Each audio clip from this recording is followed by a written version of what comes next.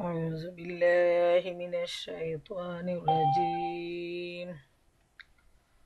بسم الله الرحمن الرحيم.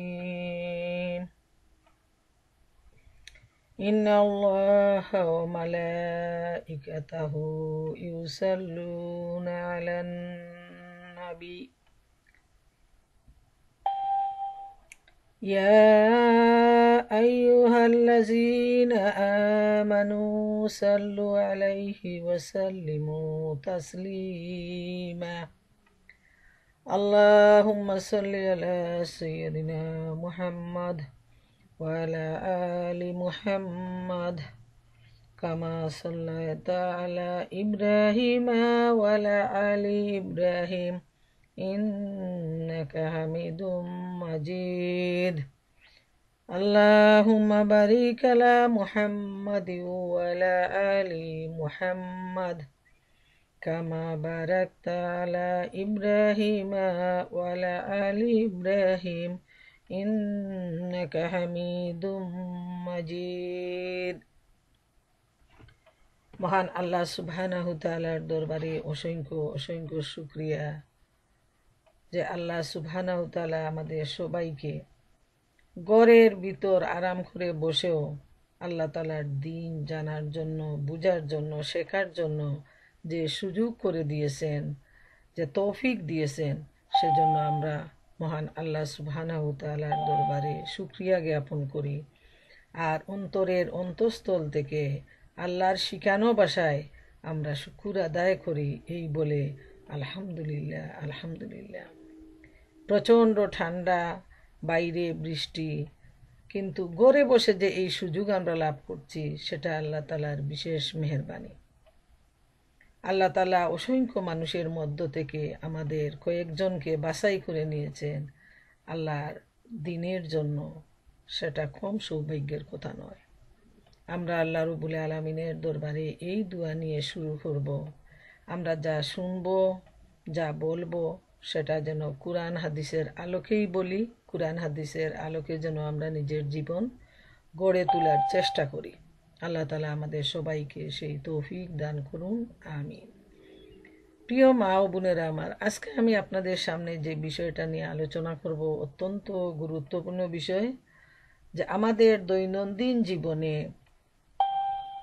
প্রয়োজনীয় চলার পথের যে দোয়াসমূহ, যেটা নবী করিম সাল্লাল্লাহু আলাইহি সাল্লাম শিখিয়ে দিয়েছেন, তিনি নিজে আমল করেছেন এবং উম্মাকে শিখিয়ে দিয়েছেন আমরা কিভাবে 24 ঘন্টার জীবনে আমরা যে সুন্নতের আলোকে আমরা কিভাবে জীবন গড়ে তুলব।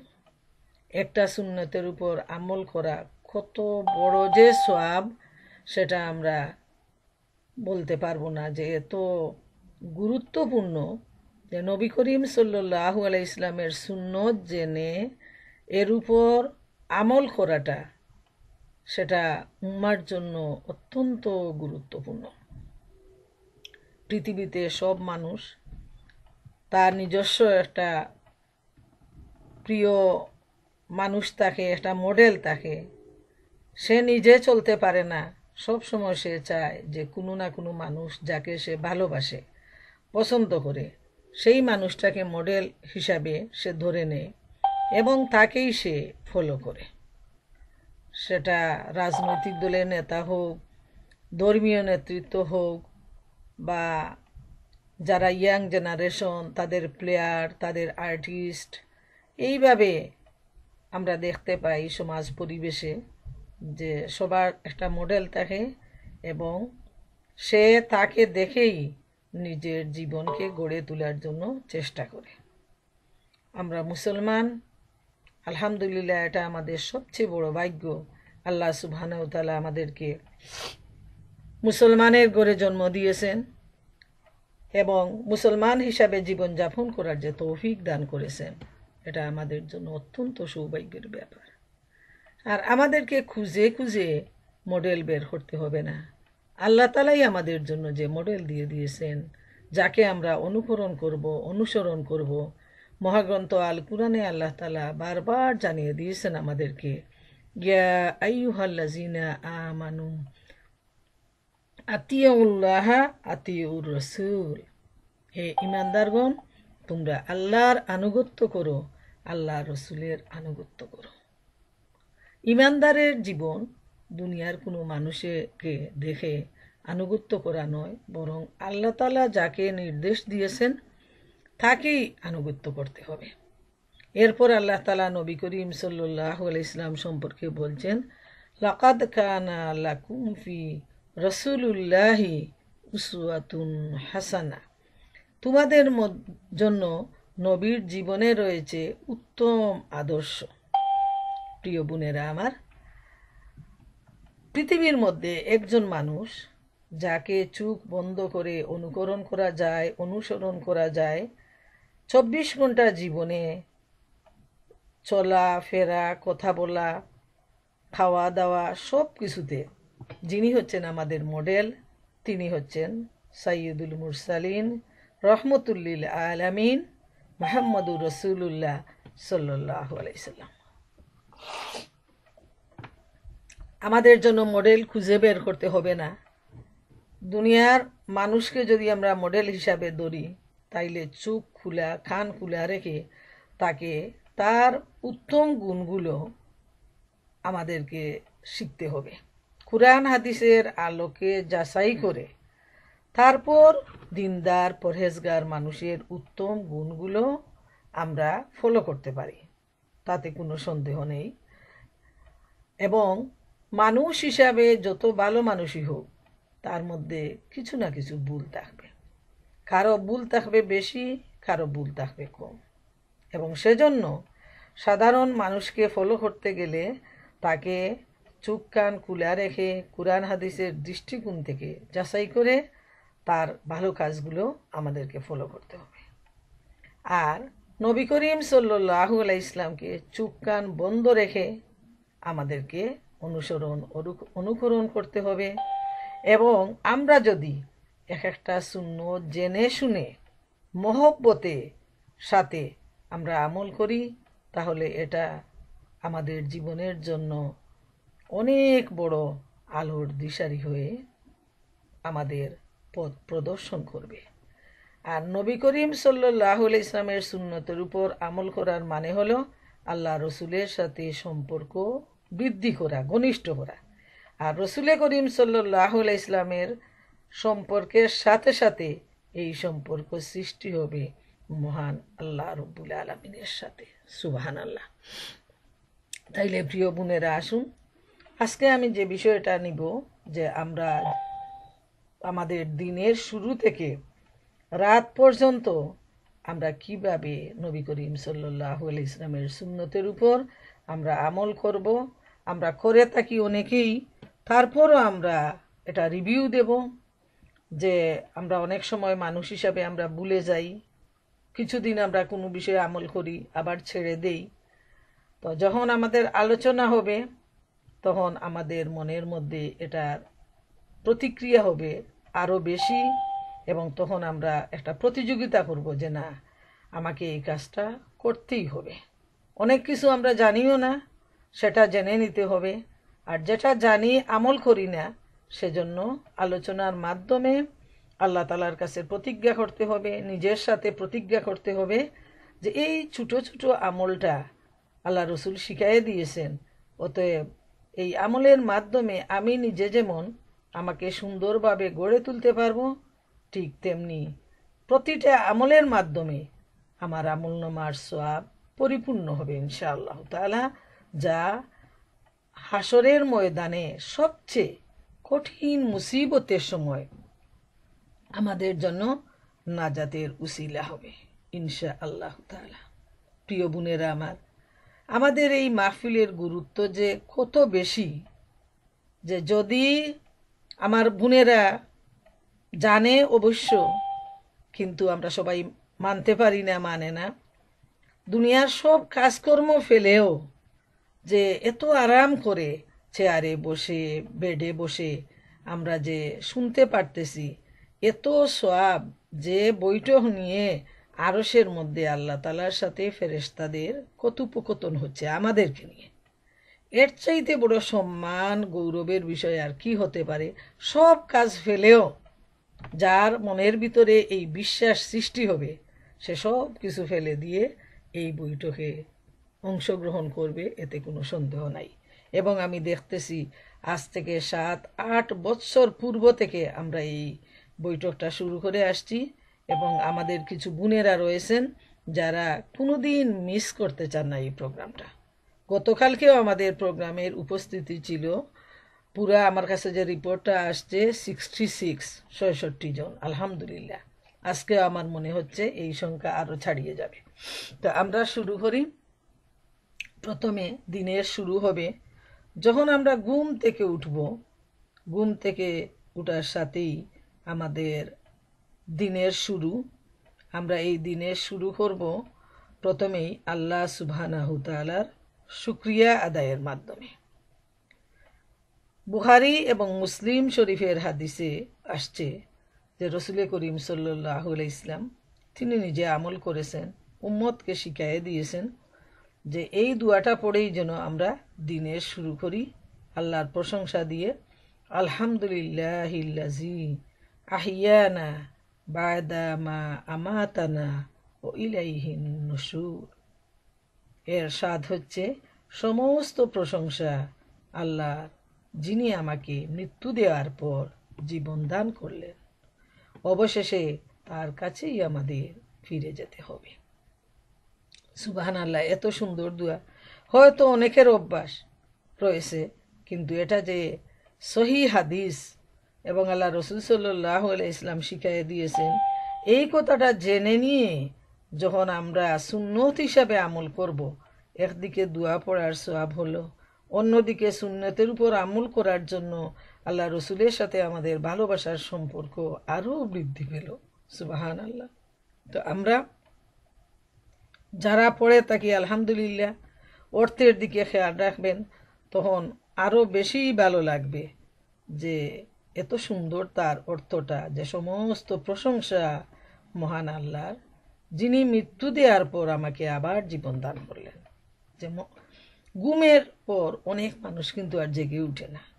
এটা আমরা কত মানুষের সম্পর্কে আমরা জানি যে ঘুম থেকে আর জেগে উঠিনি, এটাই তার শেষ ঘুম। ঘুমটা হলো মৃত্যুর সমান। আল্লাহ তাআলা রুহানি নিয়ে নেন, যাদের হায়াত আছে তাদেরকে রুহানি ফিরিয়ে দেন, আর যার হায়াত শেষ হয়ে যায় এটাই তার শেষ, এই রুহানিটা আর ফিরিয়ে দেয়া হয় না। তা আমরা এই দুয়ার মাধ্যমে আমরা আমাদের দিনের পথ চলা শুরু করব। এরপর আমরা যেটা করি, ঘুম থেকে উঠেই আমরা বাথরুমে যাই আমাদের প্রয়োজন পূরণের জন্য। তো এই বাথরুমে যাওয়ারও একটা সিস্টেম রয়েছে। প্রথমে বাম পা দিতে হবে ঢুকার সময়, আর বের হওয়ার সময় ডান পা দিতে হবে। যেহেতু এটা নাপাক জায়গা, নাপাকি দূর করার জন্য বাথরুমে ঢুকতে হয়, তো এখানে মনে রাখবেন প্রথমে বাম পা দিয়ে ঢুকবেন, তারপর ডান পা। এটাও যদি একটা অভ্যাস শুরু করি আমরা, তাইলে এটাও একটা সুন্নতের উপর আমল হলো। তো বাথরুমে ঢুকার সময় যে দুয়াটা পড়তে হবে সেটা হলো আল্লাহুম্মা ইন্নী আউযু বিকা মিনাল খুবসি ওয়াল খাবায়েস। হে আল্লাহ তাআলা, আমি মেয়ে ও পুরুষ শয়তান থেকে তোমার কাছে আশ্রয় প্রার্থনা করছি। এই দুয়াটাও বুখারী এবং মুসলিম শরীফে আসছে, সহি হাদিস বুখারী আর মুসলিমের, যে আমরা ডান পা দিয়ে বের হব, আর ঢুকার সময় আমরা বাম পা দিয়ে ঢুকব বাথরুমে, আর আমাদের এই প্রয়োজনটা পূরণ করব। তো এই দুয়াটা পড়লে, যেহেতু ওই জায়গায় সবাই আমরা কাপড় চোপড় উঠাই, হ্যাঁ, আমাদের সতরটা খুলি, এই সময় কিন্তু এই শয়তানগুলো, যেটা খবিশ শয়তান যেগুলো, ওইগুলো মানুষকে প্রতারণা দেয়, কুমন্ত্রণা দেয়। তো শয়তানের কুমন্ত্রণা থেকে আমরা আল্লাহ তাআলার দরবারে যদি আশ্রয় চাই এবং বাথরুমে গিয়ে ঢুকি, তখন কিন্তু সে এই সুযোগটা মিস করবে, সে আর পারবে না। আমরাই জয়ী হব আর সে হেরে যাবে। যখন আমরা আমাদের প্রয়োজন পূরণ করে বের হব তখন এই দুয়াটা পড়ব যে গুফরানাকা, আবার পড়তে পারেন রাব্বানা ও ইলাইকাল মাসির, যে হে আল্লাহ আমি তোমার নিকট ক্ষমা প্রার্থনা করছি। আর এটা আবু দাউদ শরীফ এবং তিরমিজি শরীফের হাদিস। এই দুয়াটা এই হাদিস গ্রন্থে আসছে। আল্লাহ রসুল সাল্লাল্লাহু আলাইহি ওয়াসাল্লাম এটা শিখিয়ে দিয়েছেন। যেহেতু এত গুরুত্বপূর্ণ হলো মানুষের এই প্রাকৃতিক প্রয়োজন, যেটা প্রস্রাব এবং যে আমরা যেটা টয়লেট করি, যদি একটু সময় দেরি হয় এবং ভিতরে জমে যায় তাহলে যে কি পরিমাণ কষ্ট হয়, যারা এ ধরনের রুগী আছেন তারা বুঝতে পারবেন। কিন্তু এই ময়লাটা যখন আমরা ছেড়ে দেই তখন যে কতটুকু শান্তি পাওয়া যায় সেটা প্রত্যেকেই আমরা বুঝতে পারি। তাই আমরা আল্লাহর কাছে সাথে সাথে আমরা দোয়া করলাম যে আল্লাহ তুমি আমাদেরকে মাফ করে দাও, যে এত আমি আরাম পাইলাম তোমার হুকুমেই। যাদের 2 দিন 3 দিন, এমনও আছে বয়স্ক মানুষ যারা কনস্টিপেশন, যাদের 2 দিন 3 দিন হয়ে যায়, তাদের মানে বাথরুম হয় না, টয়লেট হয় না, অথবা যারা ইউরিন ইনফেকশন, অনেকের খুব জ্বালা যন্ত্রণা হয়, ফুটা ফুটা প্রস্রাব হয়, প্রস্রাবটা ক্লিয়ার হয় না। কিন্তু মহান আল্লাহ তাআলা যখন মেহেরবানি করে আমাদের এই ময়লা আবর্জনাটুকু বের করে দেন তারই হুকুমে, তখন আমরা কতটুকু যে শান্তি পাই, আরাম পাই। এবং সেজন্য যখন আমরা একটা দোয়া পড়ে নিলাম, এই দোয়ারও সওয়াব হয়ে গেল, আর এই সাথে একটা সুন্নতের উপর আমাদের আমল হয়ে গেল। সুবহানাল্লাহু তাআলা। এরপর আমাদের কাজটা কি? ফজরের নামাজ আমরা পড়বো, অথবা আমরা তাহাজ্জুদের নামাজ পড়বো, রাতের শেষ ভাগে আমরা উঠলাম, শুরু করলাম, তখন আমরা অজু করব। তো আমরা আগের যুগে আমাদের যে হুজুররা তারা যেটা শিখাইছেন অজুর যে দুয়াটা, এখন আমরা স্কলাররা বের হয়েছেন বিভিন্ন অনলাইনে রিসার্চ করে, যেটা জানা গেছে যে কোথাও আমরা সেই দুয়াটা পাই না। এবং আমরা দেখি সহি হাদিসগুলাতে রয়েছে যে শুধু বিসমিল্লাহ বলতে হবে, অজুর শুরুতে বিসমিল্লাহ বলতে হবে, যে আমি আল্লাহর নামে শুরু করলাম। আর এই দুয়াটাও, আর এটা আল্লাহ রসুল শিখাইয়ে দিয়েছেন। আবু দাউদ শরীফ এবং ইবনে মাজায় আসছে যে বিসমিল্লাহ বলে অজু শুরু করো। এজন্য যে পূর্ববর্তী উলামারা যে দুয়াটা শিখিয়েছেন এটা সুন্নত নয়, অতএব যেটা সুন্নত নয় সেটা আমরা যত ভালো কাজই হোক তার উপর আমরা আমল করতে পারি না। আগে না জেনে করেছি, আল্লাহ তাআলা আমাদেরকে মাফ করুন। কিন্তু যখন আমরা জেনে নিলাম যে কোনো বিষয় কুরআন হাদিসের দৃষ্টিকোণ থেকে যে এটা রাইট, সাথে সাথে নিয়ম হলো যেটা অশুদ্ধ ভুল সেটাকে আমরা ছেড়ে দেব, আর যেটা শুদ্ধ সঠিক সেটাই আমরা গ্রহণ করব ইনশাআল্লাহ তাআলা। এটাই হবে মুমিনের মন মানসিকতা, যে আমরা কল্যাণের জন্য কাজ করব, এখানে কোনো ধরনের বিতর্কের মধ্যে আমরা যাব না। তো আমরা অজুটা শুরু করব শুধুমাত্র বিসমিল্লাহ বলে, আর কিছু বলা লাগবে না। কিন্তু অজুর শেষে নবী করিম সাল্লাল্লাহু আলাইহি ওয়াসাল্লাম বলছেন যে অজুর শেষে যে দুয়াটা আছে সেই দুয়াটা যদি আমরা আমল করি তাহলে হাদিস শরীফে আসছে যে হযরত ওমর রাদিয়াল্লাহু তাআলা আনহু উনি বর্ণনা করেছেন যে নবী করিম সাল্লাল্লাহু আলাইহি ওয়াসাল্লাম বলেছেন, তোমাদের যে ব্যক্তি অজুর অঙ্গ প্রত্যঙ্গ পূর্ণরূপে ধুয়ে অজু করবে এবং তারপর সে এই দুয়াটা পড়বে, তার জন্য বেহেশতের 8টি দরজা উন্মুক্ত হয়ে যাবে। সে যে দরজা দিয়ে ইচ্ছা জান্নাতে প্রবেশ করবে। সুবহানাল্লাহু তাআলা। এত মর্তবা, এত গুরুত্বপূর্ণ, অথচ দুঃখের বিষয় আমাদেরকে কিন্তু ছোটবেলা ওইটা শেখানো হয় নাই। যেটা শেখানো হয়েছে অজুর দোয়া হিসাবে, কিন্তু অজুর পরের দোয়াটা কিন্তু ওইটা আমরা বেশিরভাগ যারা আগের মানুষ দেখবেন ওইটা কিন্তু শেখানো হয় নাই। তো ওইটা হইলো সহি হাদিসে ওইটা আসছে যে অজু শেষে প্রথমে আমরা শাহাদাত পড়ব, কলিমা শাহাদাত। তারপর আমরা বলবো আল্লাহুম্মা জাআলনি মিনাত তাওয়াবিনা ওয়া জাআলনি মিনাল মুতাতাহহিরিন। তো কথাও আসছে কোনো কোনো হাদিসে শুধু এই দুয়াটা আসছে, আর কোনো কোনো হাদিসে শাহাদত পড়ে তারপর এই অংশটা আমাদেরকে পড়তে হবে। তাইলে শাহাদাত পানি তো আমাদের জানাই আছে এবং কোনো কঠিন না, দুইটাই যদি আমরা একসাথে পড়ি আর অজুটাকে যদি আমরা খুব সুন্দরভাবে মনোযোগের সাথে প্রতিটা পার্ট আমরা যখন পানি দেব তখন হাত দিয়ে ওই অংশটাকে আমরা মেসেজ করে করে লোমকূপের গুড়া পর্যন্ত পানিটা পৌঁছাবো, যাতে কোনো ফর্জ অঙ্গ বাকি না থাকে। যদি বাকি থাকে তাইলে তো অজু হবে না।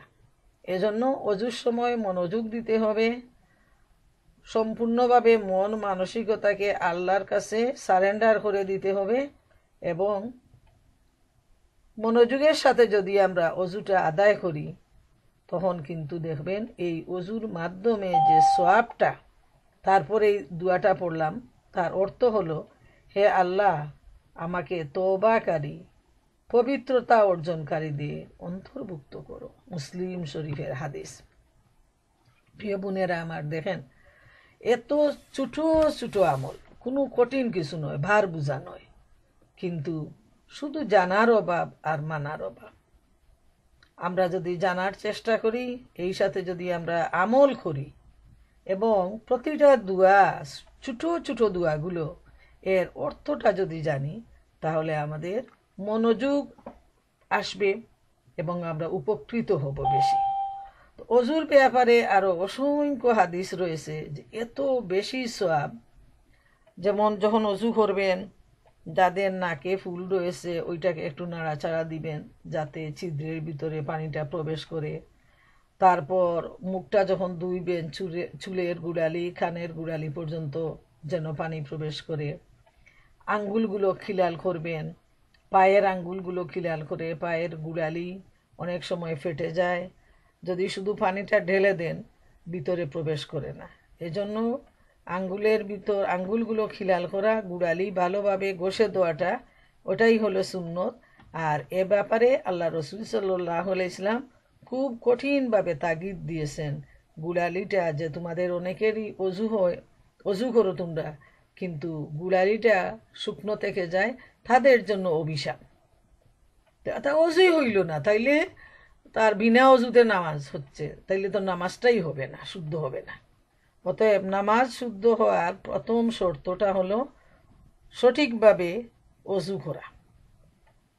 আর এইভাবে যারা সুন্দরভাবে অজু করে এই দুয়াটা পড়বে, আল্লাহ রসুল সাল্লাল্লাহু আলাইহি সাল্লাম বলছেন বেহেশতের 8টা দরজা খুলে দেয়া হবে, তার ইচ্ছা মতো যে কোনো দরজা দিয়ে সে বেহেশতে প্রবেশ করবে। সুবহানাল্লাহু তাআলা, এত সওয়াব। এরপর আমরা যখন যে কোনো কাজ শুরু করবো, আমরা তো অজু করলাম মনে করেন, তারপর যারা তাহাজ্জুদে উঠেন তারা তাহাজ্জুদের নামাজ আদায় করলেন, যারা ফজরের জন্য অজু করলেন তারা ফজরের নামাজ আদায় করলেন। এরপর তো আমরা মনে করেন দিনের কাজটা আমরা শুরু করতে যাই। তো কাজের শুরুতেই আমরা প্রথমে বলবো বিসমিল্লাহ, যে আল্লাহর নাম নিয়ে আমরা শুরু করছি। এরপর আসে আমাদের ব্রেকফাস্টের পালা। তো আমরা যখন সেখানে গিয়ে চায়ের কেতলিটা বসাবো, ফ্রাই প্যান বসাবো, বিসমিল্লাহ বলে যদি বসাই তাইলে একটা তসবিহ হয়ে গেল। মনে রাখবেন প্রতিটা দুয়ার মধ্যে এক একটা তসবিহ হচ্ছে। প্রতিটা তসবিহ আমাদের জান্নাতের জন্য এক একটা ইটের, সোনার ইট দিয়ে জান্নাতের বাড়ি তৈরি হচ্ছে। সুবহানাল্লাহু তাআলা। আমরা যখন হাঁড়ি বসালাম, ফ্রাই প্যান বসালাম, তখনও যখন বিসমিল্লাহ বললাম এর মধ্যে বরকত হলো। আল্লাহর নাম নিয়ে আমরা শুরু করলাম, এর মধ্যে একটা তসবিহ হয়ে গেল, দুদিকে আমরা সওয়াব পেলাম। আর জবানটা, জিহ্বাটাও আল্লাহর জিকিরে সিক্ত হয়ে গেল। সুবহানাল্লাহ। শুধু লাভ আর লাভ, কিন্তু খেয়ালের ব্যাপার আর কিছু না। এরপরে যখন আমরা খাওয়া শুরু করব, প্রথমেই আমরা বিসমিল্লাহ বলবো। বিসমিল্লাহ বলে আমরা হাতটা দিব আল্লাহর নাম নিয়ে।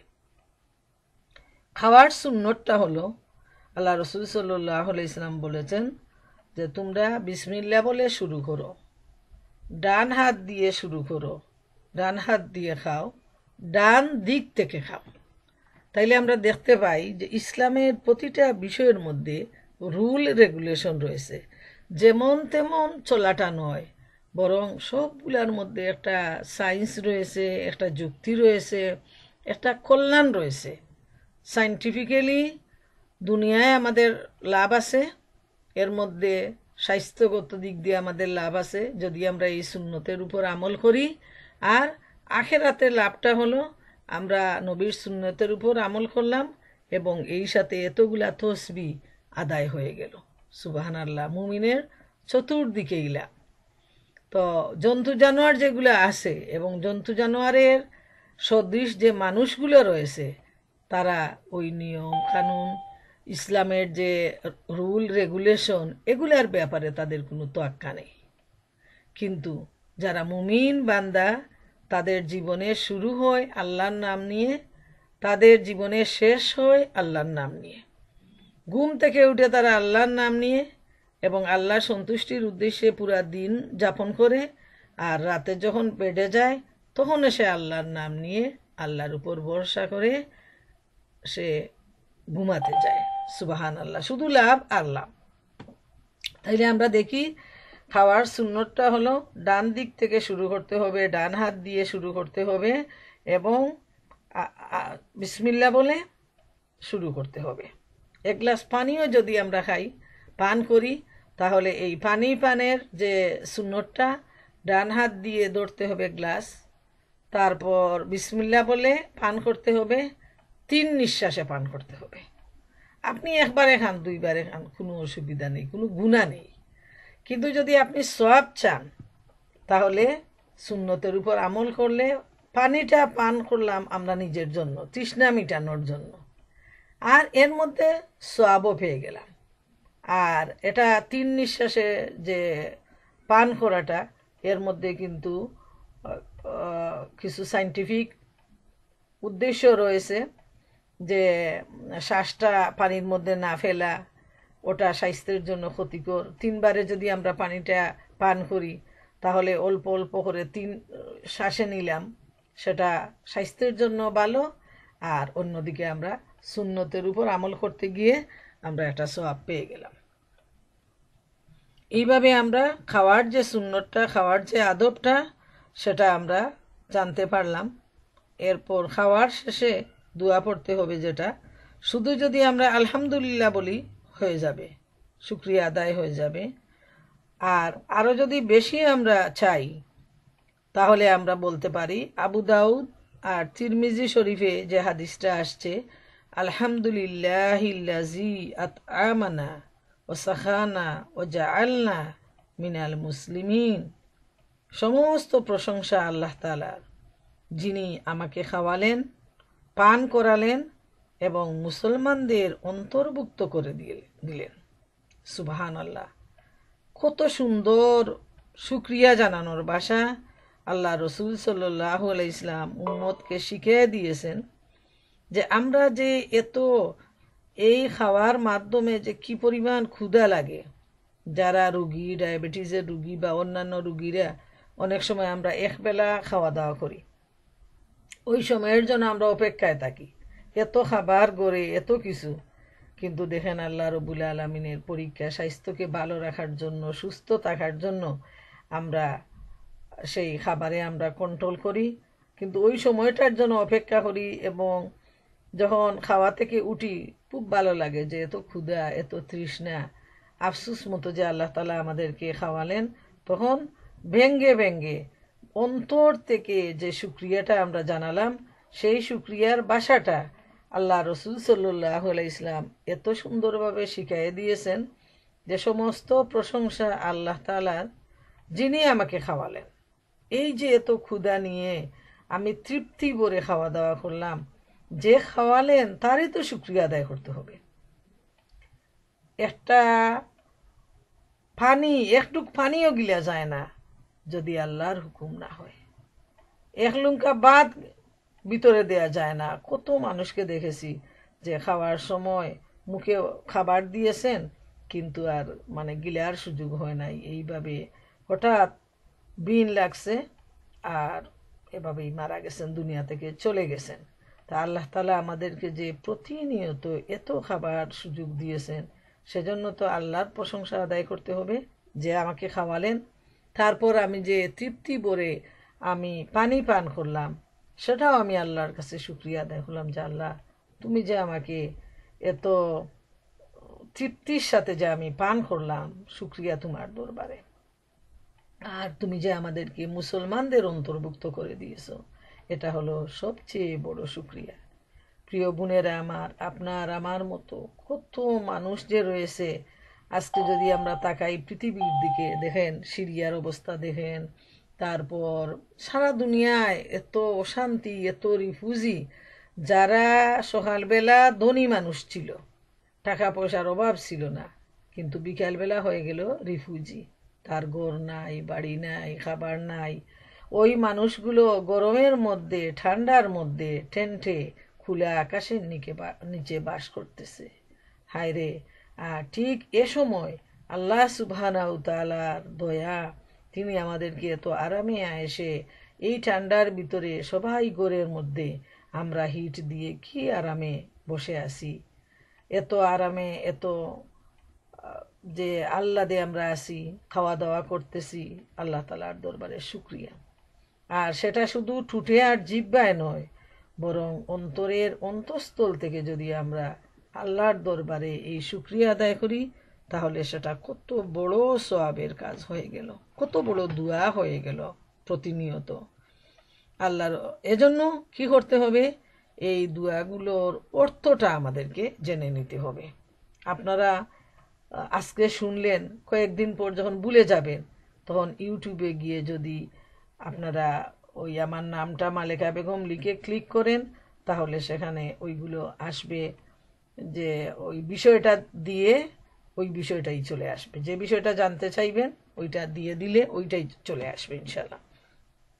এরপর আসুন, আমরা খাওয়া দাওয়া করলাম, হয়তো আমাদের ঘর থেকে বের হওয়ার প্রয়োজন, প্রতিদিনই কম বেশ সবার ঘর থেকে বের হওয়ার প্রয়োজন হয়। তো ঘর থেকে বের হওয়ার যে সিস্টেমটা, সেটাও আল্লাহ রসুল সাল্লাল্লাহু আলাইহি ওয়াসাল্লাম আমাদেরকে বলে দিয়েছেন। আবু দাউদ আর তিরমিজি শরীফের এই হাদিসটা, বিসমিল্লাহি তাওয়াক্কালতু আলাল্লাহ লা হাওলা ওয়ালা কুওয়াতা ইল্লা বিল্লাহ। এর অর্থ হলো, আল্লাহর নাম নিয়ে তারই উপর ভরসা করে বের হলাম। আল্লাহর দয়া ব্যতীত প্রকৃতপক্ষে কোনো শক্তি সামর্থ্য নেই অসৎ কাজ থেকে বাঁচার এবং সৎ কাজ করা। সুবহানাল্লাহ! কত সুন্দর দোয়া, এত সংক্ষেপ। নিজেকে রক্ষার জন্য আমরা কি করলাম? আল্লাহ তাআলার উপর নিজেকে সঁপে দিলাম, ভরসা করলাম আমার মহান মাবুদের উপর, যিনি আমাকে চলার শক্তি দিয়েছেন। তারই উপর ভরসা করে আমরা ঘর থেকে বের হলাম। আর এটা আমরা আল্লাহর কাছে বললাম যে বিসমিল্লাহি তাওয়াক্কালতু আলাল্লাহ, আল্লাহর নাম নিয়ে তারই উপর ভরসা করে বের হলাম। দেখেন কত মানুষ ঘর থেকে বের হয়, রাস্তাঘাটে অ্যাক্সিডেন্ট হয়, আর ঘরে ফিরে আসে না। তো আল্লাহর দরবারে যদি আমরা দোয়া নিয়ে বের হই, আল্লাহ তাআলা আমাদেরকে হেফাজত করবেন, এবং প্রতিনিয়ত আল্লাহ তাআলা আমাদেরকে হেফাজত করেই যাচ্ছেন। এরপর লা হাওলা ওয়ালা কুওয়াতা ইল্লা বিল্লাহ, আল্লাহর দয়া ব্যতীত প্রকৃতপক্ষে কোনো শক্তি সামর্থ্য নেই। আমরা যে অসৎ কাজ থেকে বাঁচবো আর সৎ কাজ করব, সেটা আল্লাহই আমাদেরকে দিবেন। এজন্য দোয়া পড়ে যদি আমরা বের হই, তাইলে শয়তান তখন আর আমাদেরকে আক্রমণ করতে পারে না। আল্লাহ আমাদেরকে হেফাজত করেন ইনশাআল্লাহ তাআলা। এরপর যখন আমরা ঘরে ফিরে আসব, তখন ঘরে ফিরে আসার আদবটা হলো, আমরা বিসমিল্লাহ বলে ঘরে প্রবেশ করব, এবং ঘরে লোকজন থাকুক আর নাই থাকুক, আমরা সালাম জানাবো। ফেরেশতারা ঘরে থাকেন, আমরা সালাম জানাবো। আর ঘরে লোকজন থাকলে তো ঘরের লোকজনকে সালাম দিয়ে আমরা ঘরে প্রবেশ করব। একজন আরেকজনের সাথে এই যে দুয়ার বিনিময়টা, এটা কল্যাণ। আর এ সম্পর্কে আরেকটা হাদিস রয়েছে যে শয়তান বলে তার অন্য শয়তানকে বলে যে আমি যার সাথে থাকি তার সাথে যখন আমি ঘরে প্রবেশ করি তখন সেই লোকটা বিসমিল্লাহ বলে আমি আর ঘরে প্রবেশ করতে পারি না। যখন সে খাবার খায় তখন বিসমিল্লাহ বলে শুরু করে, আমি খেতেও পারি না। আর যখন সে ঘুমে যায় তখনও সে আল্লাহর নাম নিয়ে ঘুমাতে যায়, আমি তার কাছে বিছানায় জায়গাও পাই না। এইভাবে আমার খাবারও হয় না, বিছানায় থাকারও ব্যবস্থা হয় না। তখন তার সাথী শয়তান বলে, মানে ওইটা সাথী যেটা সেটা খুব মোটা তাজা, আর যে বলতেছে সে একেবারেই শুকনা জীর্ণ শীর্ণ। তখন ওই সাথী বলে যে আমার সঙ্গীটা তো খুবই ভালো, সে বিসমিল্লাও বলে না, খাইতেও বলে না, ঘুমাইতেও বলে না, ঘরে ঢুকতেও বলে না। আমি আরামসে তার সাথে ঘরে প্রবেশ করি, তার সাথে খাওয়া দাওয়া করি, তার সাথে বিছানায় ঘুমাই, এই জন্য আমার এই অবস্থা। আর ওই জীর্ণশীর্ণ সেটা বলে যে আমার তো অবস্থা বড়ই খারাপ। আমার ওই লোকটা সে সব সময় আল্লাহর নাম নিয়ে চলে, আমি আর তার সাথে কোনো সুযোগ আমি পাই না। তো প্রিয় বোনেরা আমার, দেখেন যে শুধু আল্লাহর নাম নেওয়ার জন্য আল্লাহর পক্ষ থেকে যে কি পরিমাণ সাহায্য, আর কতটুকু দেখেন শয়তান সে অসহায় হয়ে পড়ে, তার আর করার কিছু থাকে না। সুবহানাল্লাহ। এরপর আমরা অনেক আগে রসুল করিম সাল্লাল্লাহু আলাইহি ইসলামের জীবন যখন আলোচনা করি তখন ওইটা খুব ভালো লাগছে। আল্লাহ রসুল সাল্লাল্লাহু আলাইহি ইসলামের একটা অভ্যাস, মাঝে মধ্যে বোনেরা জিজ্ঞেস করেন যে ভুলে গেছি, তো মনে করার জন্য আজকে আমি বলতেছি যে আল্লাহ রসুল সাল্লাল্লাহু আলাইহি ইসলামের একটা অভ্যাস ছিল, তিনি যদি গড়ে অবস্থান করতেন অথবা বাইরে সফরে যেতেন, 7টা জিনিস তিনি সব সময় সাথে রাখতেন। সেই 7টা জিনিস হলো তেলের শিশি, চিরুনি, সুরমাদানি, কাঁচি, মেসওয়াক, আয়না, এক টুকরা হালকা কাঠ। আপনাদের মনে থাকার জন্য আবারও বলছি যে রসুল করিম সাল্লাল্লাহু আলাইহি ইসলামের সিরা আলোচনায় আমরা জানতে পারছি যে আল্লাহ রসুলের অভ্যাস ছিল তিনি খুব সুন্দর পরিপাটি হয়ে থাকতেন এবং তিনি প্রতিনিয়ত তেল ব্যবহার করতেন। আমাদের মুরব্বীরা বলে থাকেন যে তেলে পানিতে মানুষ। আসলেও আজকের দিনে প্রসাধনীতে যেভাবে আমাদের লোকজন, ছেলেমেয়েরা, মহিলারা এত বেশি টাকা পয়সা খরচ করে, ওরা তো চুলে তেলও ব্যবহার করে না, নানা ধরনের শ্যাম্পু, তারপর কন্ডিশনার, ওইগুলা তারা দেয়। তারপরও আমরা দেখি, আমরা যারা মুরব্বীরা, আমাদের যে চুলের অবস্থা তার চাইতে অনেক করুণ অবস্থা হলো ইয়াং জেনারেশনের। ওই কেমিক্যাল দিয়ে দিয়ে যে ওই জিনিসগুলো, প্রসাধনীগুলো তৈরি করে, যার ফলে চুলগুলো পড়ে যায়। আর আমরা তো তেল ব্যবহার করেছি, এখনও করতেছি, এবং অনেকেই আছেন যারা বলেন যে রাতে ঘুম হয় না, তো মাথায় তেল দিলে আরাম পান এবং ঘুম ধরে।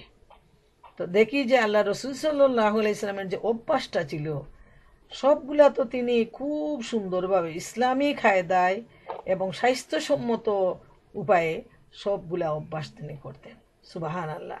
তিনি নিয়মিত তেল ব্যবহার করতেন, এজন্য তার পাশেই ঘরের ভিতরে হাতের কাছেই এই জিনিসগুলো তিনি রাখতেন এবং শহরে গেলেও ওই জিনিসগুলো তিনি সাথে নিয়ে যেতেন। তো নিয়মিত তেল ব্যবহারের অভ্যাসটা ছিল আল্লাহ রসুলের। আমরাও যদি সেই সুন্নত মনে করে ব্যবহার করি, ইনশাআল্লাহ আমরা উপকৃত হব। তারপর তিনি পরিপাটি হয়ে থাকতেন, এজন্য তিনি সব সময় চিরুনি হাতের কাছে রাখতেন, আর বাইরে গেলেও চিরুনি সাথে নিতেন। এলোমেলো বিশ্রী ওইগুলো আল্লাহ রসুল সাল্লাল্লাহু আলাইহি ইসলাম পছন্দ করতেন না। বৈরাগ্যপনাটা ইসলামে নেই, মনে রাখবেন। তিনি সব সময় পরিপাটি হয়ে থাকতেন, এটাই হলো ইসলামের নিয়ম। তারপর সুরমা তিনি খুব পছন্দ করতেন। তো সুরমা ব্যবহার করতেন, এই জন্য তিনি সুরমাদানি সাথে রাখতেন।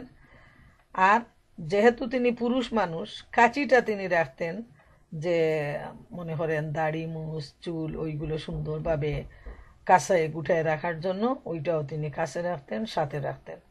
আর মেসওয়াকের ব্যাপারে তো অনেক অনেক হাদিস আসছে, যে এত বেশি মেসওয়াক করতেন আল্লাহ রসুল সাল্লাহ আলাইসলাম।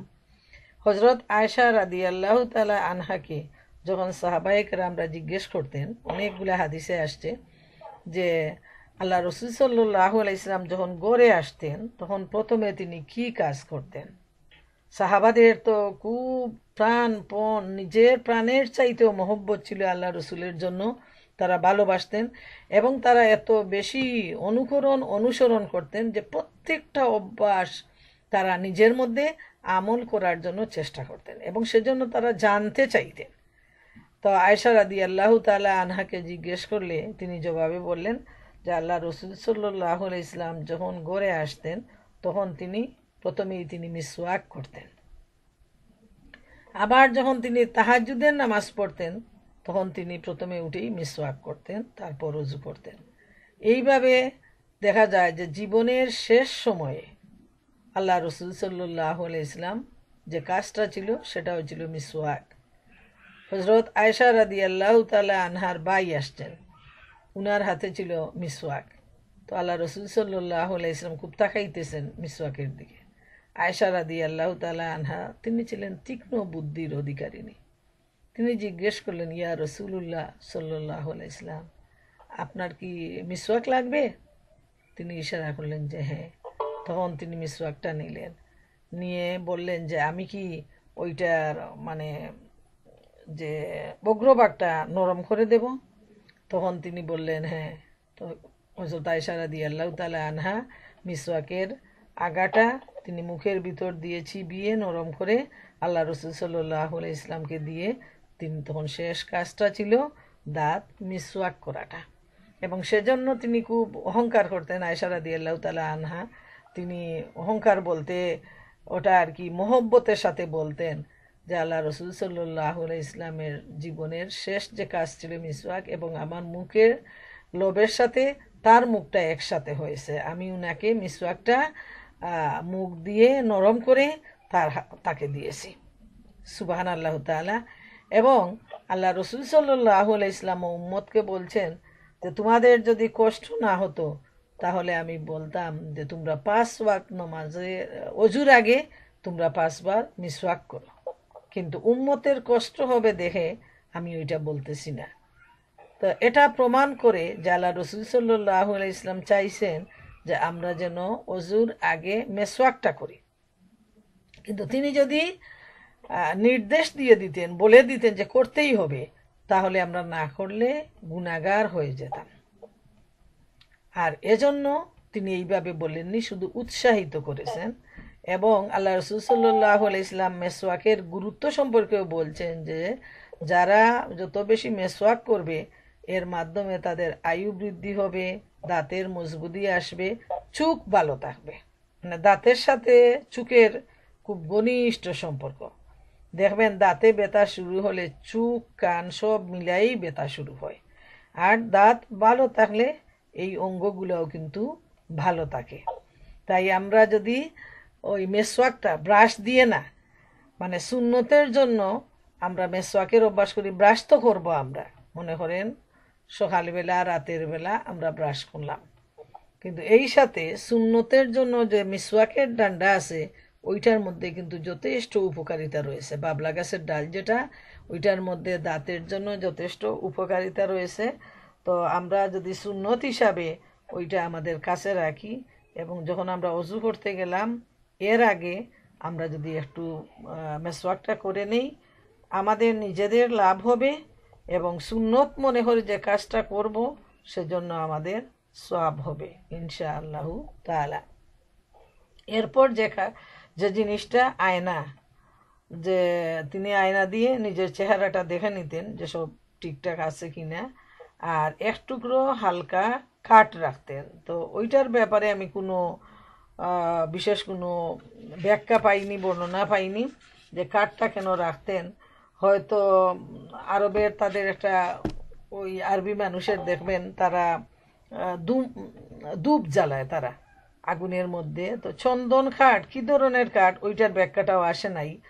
তো চন্দন কাঠে কিন্তু খুব ঘ্রাণ, এত সুগন্ধি, খুব দামি কাঠ। তো ওইটা যদি একটু আগুনে দেয়া যায় তাইলে খুব ঘ্রাণ হয়। তো আমি জানি না কি ধরনের, আল্লাহ তালাই ভালো জানেন। তো এই 7টা জিনিস নবী করিম সাল্লাল্লাহু আলাইহি ইসলাম নিজের প্রয়োজনে সাথে রাখতেন এবং তিনি ব্যবহারও করতেন।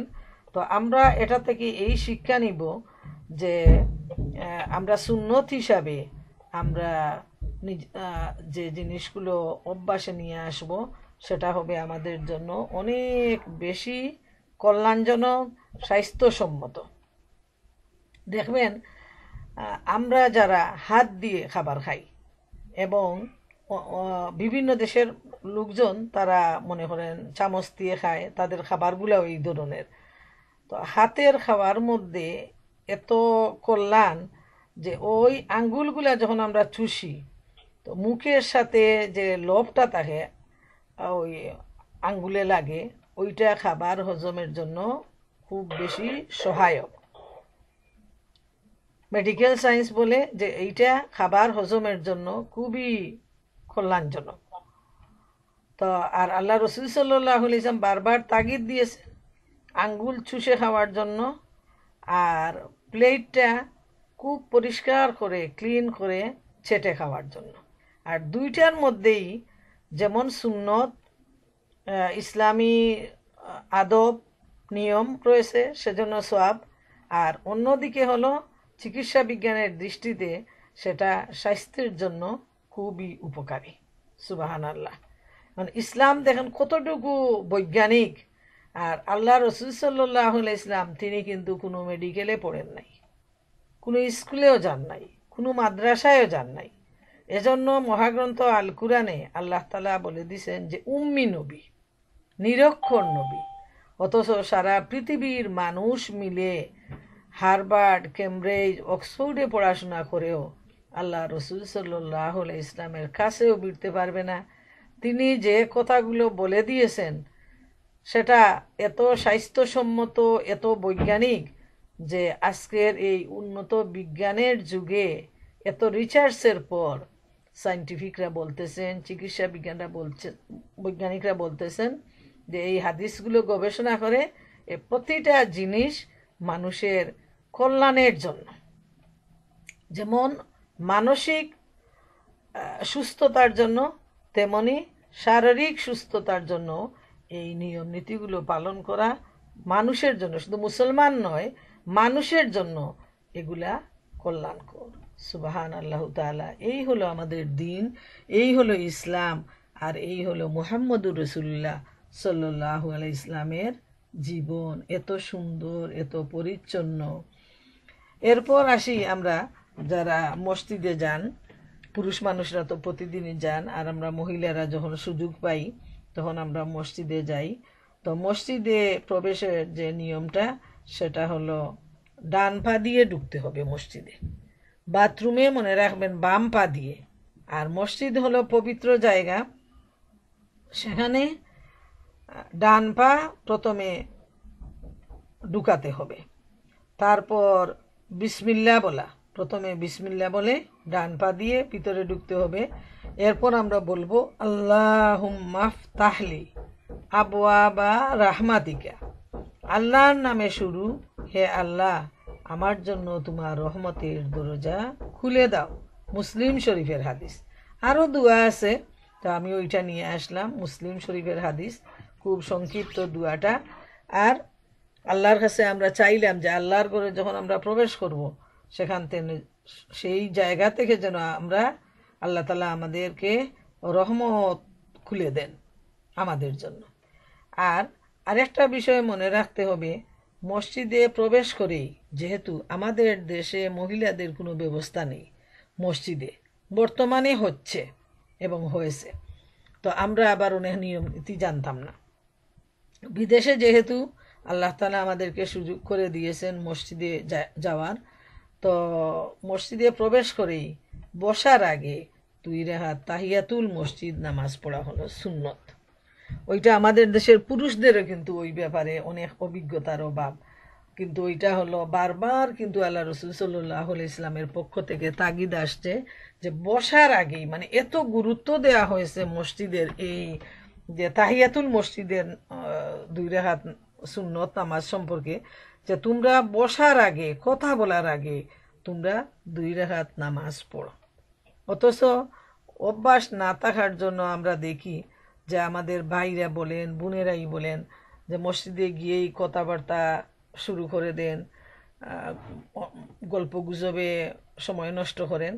কিন্তু সুন্নতটা হলো যে এইভাবে দুয়া বলে, আর যাদের দুয়া জানা নেই তারা বিসমিল্লাহ বলে প্রবেশ করবেন এবং ঢুকেই প্রথমে 2 রাকাত সুন্নত নামাজ আদায় করবেন, সেটা হলো তাহিয়াতুল মসজিদ। এই জন্য অজু করে মসজিদে যেতে হবে এবং মসজিদে গিয়ে প্রথমে 2 রাকাত তাহিয়াতুল মসজিদ নামাজ আদায় করাটা হলো সুন্নত। সুবহানাল্লাহ। আর মসজিদ থেকে যখন বের হবেন, যেহেতু ডান পা দিয়ে আমরা ঢুকেছি, এখন বাম পা দিয়ে আমরা বের হব। প্রথমে বাম পা বের করব আর এই দুয়াটা পড়ব। এটাও মুসলিম শরীফের হাদিস। হাদিসে আসছে, আল্লাহুম্মা ইন্নি আসআলুকা মিন ফাদলিকা, এ আল্লাহ আমি তোমার কাছে তোমার অনুগ্রহ মেহেরবানি প্রার্থনা করছি। আমি যখন বেরিয়ে যাচ্ছি, আমার কাজকর্ম, আমার ঘর বাড়ি, আমার দায় দায়িত্ব, আল্লাহ তালা তুমি সব কিছুতে তোমার দয়া, তোমার মেহেরবানি তুমি আমাকে দান করো। এই দুয়াটা আমরা আল্লাহর কাছে চাইতেছি। যখন আমরা ঢুকলাম, আল্লাহ তালা যেন তার রহমতের দরজা খুলে দেন। এই দুয়াটা আমরা করি। যেহেতু মসজিদে আমরা ঢুকছি নামাজের জন্য, এবাদতের জন্য, কুরআন জানার জন্য, কুরআন বুঝার জন্য, দিনের ইলিম অর্জনের জন্য। অতএব শুধু যদি আমরা মসজিদে যাই আর আসি, আর মনোযোগ দিয়ে না শুনি, আমল না করি, তাহলে সেই আসা যাওয়াটা আমাদের কোনো কাজে লাগবে না। এজন্য আল্লাহ তালার কাছে দোয়া চাইতে হইবে, রহমতের দোয়া, যে আল্লাহ তোমার রহমত আমাদের জন্য খুলে দাও। যা যে জন্য আসলাম আল্লাহ তালা, সেটা যেন আমরা শিখি, সেটা যেন আমরা বুঝতে পারি, এই তৌফিক তুমি আমাদেরকে দান করো। সুবহানাল্লাহু তাআলা। প্রিয় বোনেরা আমার, আমাদের চলাফেরার জন্য আমাদের দৈনন্দিন জীবনে আরও অনেক প্রয়োজনীয় দোয়া রয়েছে। ইনশাআল্লাহ 1 ঘন্টা প্রায় সময় অতিবাহিত হয়ে গেছে, আমরা বুঝতেও পারি নাই। তো যে দোয়াগুলো আজকে আলোচনা করলাম, ইনশাআল্লাহ আগামীতে আমরা একে অন্যকে জিজ্ঞাসা করব যে আমরা সবাই আমল করি কি না, করতেছি কি না। যেটা শিখা নেই সেটা আমরা শিখার চেষ্টা করব, এবং বাকি আরও অনেকগুলা রয়েছে। আগামী সেশনে ইনশাআল্লাহ আমি ওইটা শেষ করার চেষ্টা করব, আল্লাহ যদি আমাকে তৌফিক দান করেন। তো এ প্রসঙ্গে আমরা বলবো, আপনারা লাইনে থাকেন, একটু রিভিউ দিই আমরা। তাড়াহুড়া, অনেক লম্বা রাত, তাড়াহুড়া করবেন না। তো আমরা যেন যে রসুল করিম সাল্লাল্লাহু আলাইহি ইসলামের যে নির্দেশ, উম্মতের জন্য যে সুন্দর পথ চলার নির্দেশিকা, সেটা আমরা জানার চেষ্টা করি। তখন কি হবে, যেমন আমরা বাচ্চাদেরকেও আমরা শিখাতে পারবো। আমাদের মধ্যে যদি আমল তৈরি হয়ে যায়, আমাদের বাচ্চারা দেখে সেটা শিখবে। সবচেয়ে বেশি বর্তমান সময়ে চিন্তা হলো আমাদের সন্তানদেরকে নিয়ে, বিশেষ করে যারা এখন একটু বড় হচ্ছে, 5, 10, 15, 20, 25 এই ধরনের বাচ্চাদের জন্য সবচেয়ে বেশি মা বাবার পেরেশানি হওয়া উচিত। এবং যারা চিন্তাশীল, দিনদার, অবশ্যই তাদের পেরেশানি রয়েছে। তো এইগুলো যদি আমরা দৈনন্দিন জীবনে তাদেরকে আমল করানোর চেষ্টা করি, তাদেরকে শিক্ষা দিই, এবং এই জিনিসটা বলতে হবে তাদেরকে যে একজন প্লেয়ার দেখবেন, ইয়াং ছেলেদের রুমে তারা তাদের পছন্দের প্লেয়ার, পছন্দের যে নায়ক নায়িকা, হ্যাঁ, ওই সেলিব্রিটি, এদের পিকচার দিয়ে তারা পুরো রুমকে তারা সাজায়। আর যারা মনে করেন টিনেজার, তারা ব্যাটম্যান, স্পাইডারম্যান, এই ধরনের কত ম্যান দিয়ে তারা সাজায়। আর মেয়েরা তারা তাদের যে পছন্দের মুভিগুলা, ক্যারেক্টারগুলো আছে, ওইগুলা তো আবার সব চেয়ার, টেবিল, পুতুল, খেলনা, কাপড় চোপড় সব কিনতে পাওয়া যায় সব মুভির ক্যারেক্টারের। ওইগুলা তারা খুব বেশি পছন্দ করে এবং তাদের রুম সাজায় রাখে। প্রিয় বোনেরা আমার, খুবই গুরুত্বপূর্ণ বিষয় মনে রাখবেন, ঘরের ভিতরে বাচ্চার রুম হোক আর যে কোনো রুম হোক, কোনো ছবি, কোনো ধরনের পুতুল, এই ধরনের কিছু সাজিয়ে রাখাটা ঠিক না। তারা খেলাধুলা করতেছে, পা দিয়ে মাড়াইতেছে, সেটা আসে যায় না। কিন্তু শোকেসে রাখা, টেবিলের উপর সাজিয়ে রাখা কোনো অবস্থাই ঠিক না। এইভাবে তাদের মনের ভিতরে একটা ভালোবাসা, মহব্বত গড়ে উঠবে এদের প্রতি। অথচ আমাদের নবীর কোনো পিকচার নেই, হ্যাঁ, কিন্তু আমাদের নবীর পিকচারটা রয়েছে আমাদের অন্তরের মধ্যে, মুসলমানদের হৃদয়ে হৃদয়ে রয়েছে নবী করিম সাল্লাল্লাহু আলাইহি ইসলামের পিকচার। আমরা যত বেশি সিরার আলোচনা করব, যত বেশি সাহাবাদের জীবন আলোচনা করব, মনে হয় যেন আল্লাহ রসুল আমাদের সাথে রয়েছেন। চলাফেরা করতেছি, নামাজ পড়তেছি, মনে হচ্ছে এত বেশি ইদানিং আমরা কোরআনের মধ্যে আর সিরা, তারপর সাহাবায়ে কেরামের জীবন আলোচনা করতে গিয়ে ইনশাআল্লাহ আপনারাও তৃপ্তি পাবেন যারা আমার সাথে রয়েছেন। আমি আমার বাস্তব অভিজ্ঞতা বলতেছি, যেন আমার মনে হয় আমি উনাদেরকে নিয়ে চলাফেরা করতেছি। যে পুরো সপ্তাহ পড়াশোনা করা, তারপর আলোচনা করা, আবার রিপিট দেওয়া, আবার রিভিউ দেওয়া, আলহামদুলিল্লাহ এত তৃপ্তি পাচ্ছি যে প্রিয় বোনেরা আমার, আপনারা মিস করবেন না। আপনারা আপনাদের সঙ্গী সাথী পেয়ে যাবেন, আল্লাহ রসুল সাল্লাল্লাহু আলাইহি ইসলামকে দেখবেন আপনার পাশে রয়েছেন। আর দুনিয়ায় যদি এইভাবে আমাদের মহব্বত আর ভালোবাসা আমরা সৃষ্টি করতে পারি, ইনশাআল্লাহ হাসরে, পুলসিরাতে, মিজানে, তারপর হাউজে কাউসারে নবী করিম সাল্লাল্লাহু আলাইহি ইসলামের সাথে আমাদের দেখা হবে। তার শাফায়াত আমাদের কিসমতে নসিব হবে, এতে কোনো সন্দেহ নেই। কিন্তু আমাদের জন্য অ্যালার্ট থাকতে হবে। যেমন একটা ঘটনা বলেই আমি শেষ করি, যে বাচ্চাদেরকে কিভাবে আমরা মানে তাদেরকে এই সুন্নতের উপর আমল করাবো আর বেদাত থেকে আমরা দূরে রাখার চেষ্টা করব। গত এক সপ্তাহ আগে আমি আমার 2 নাম্বার ছেলের ঘরে গেছি। তো আমার নাতিটা বলছে যে তার কাছে থাকার জন্য, নাতনিরা বলছে যে দাদু আমাদের বেডে আসেন। ও বলতেছে যে না দাদু তো অনেক দিন থাকে নাই, আজকে আমার রুমে থাকবে। বললাম ঠিক আছে। তো রুমে তার মা ঢুকতেছে বেড ঠিক করে দেওয়ার জন্য। এখন দেখে তার যে ছোটবেলায় যে খেলতো সে, তার স্পাইডারম্যান, ব্যাটম্যান আরও কি কি ওইগুলার যে খেলনাগুলা, ওইগুলা তো যেখানে সেখানে পড়া ছিল। তার কি মনে হয়েছে সবগুলা খুঁজে তার রুমে টেবিলে সুন্দর মতো করে সাজাইছে। তার মা দেখে তো অবাক, কি ব্যাপার, তুমি ওইগুলো এখানে রাখছো কেন? তোমার নামাজ হবে না, তোমার তেলাওয়াত হবে না, কেন তুমি রাখছো? আমি ঢুকে বললাম, আমি তো বলছিলাম তোমার রুমে থাকবো, কিন্তু আমি থাকবো না, ফেরেশতা আসবে না। তো যে রুমে ফেরেশতা আসে না আমি থাকতে পারি না ওই রুমে। মানে খুব ইয়ে সিরিয়াসলি আমি বলছি। তখন সে খুব মন খারাপ করছে। মা সব, আমি বললাম যে তুমি নিয়ে নাও। মা সবগুলা গুছাইয়ে নিছে। তো বলে যে হ্যাঁ আমার সব, আমি তো কিছুই পাইলাম না। যে কি কিছু পাইলা না? যে দাদু আমার রুমে থাকবে না, আমার খেলনাগুলোও নিয়ে নিছো। আমি বললাম না, তোমার খেলনাগুলো নেওয়ার জন্যই দাদু তোমার পাশে থাকবো, এখন তো ফেরেশতা আসবে। তো আমি ভাবছিলাম যে সে খুব মন খারাপ করবে, কিন্তু আলহামদুলিল্লাহ সে বুঝছে যে ফেরেশতা তার রুমে আসবে না এবং সেজন্য তার দাদু তার কাছে থাকবে না। সে কিন্তু সাথে সাথে খুশি হয়ে গেছে। তো প্রথম থেকে যদি আমরা এইভাবে অ্যাকশন নেই এবং নিজেরাও এর উপর আমল করি, ইনশাআল্লাহ আমাদের বাচ্চা কাচ্চা, আমাদের নাতি নাতনি ইসলামের পথে চলবে, এতে কোনো সন্দেহ নাই। আল্লাহ রব্বুল আলামিনের কাছে এই দোয়া করি, আল্লাহ সুবহানাহু তাআলা যেন আমাদের সমস্ত মুমিন মুসলমানকে, আমাদের বাচ্চাদেরকে